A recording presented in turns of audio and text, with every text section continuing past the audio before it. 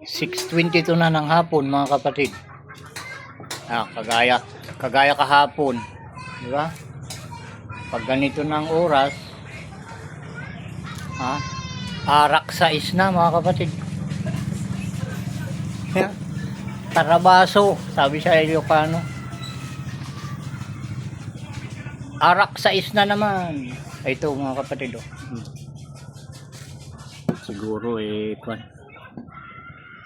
Siguro nagtataka kayo.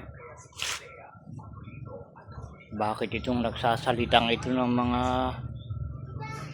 utos ng Diyos nagiinom? May ice to mga kapatid, ayan, oh. Masama sa katawan mga kapatid yung alak pag walang lahok na tubig. Ice. Sa Biblia yan mga kapatid.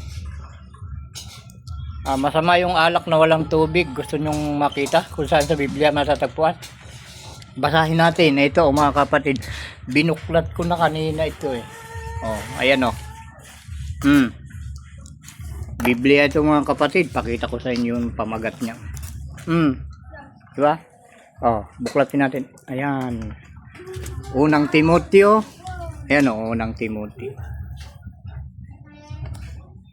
5:23. Ayun mga kapatid, kita nyo? Malinaw. Basahin natin. Huwag kang iinom pa ng tubig. Kuna na. Huwag kang iinom pa ng tubig lamang, kundi gumamit ka ng kaunting alak dahil sa iyong sikmura at sa iyong madalas na pagkakasakit. Mga kapatid, kailangan may yung iniinom natin may tubig, yung iniinom nating alak, dahil ito pala nakakagamot mga kapatid, diba? Gamot ito mga kapatid. Wag nyo lang susubrahan yung sinasabi nilang drink moderately, gawin natin. Wag yung drink mo diretso, masama yun. Malalasing ka nun mga kapatid. Okay, bye bye.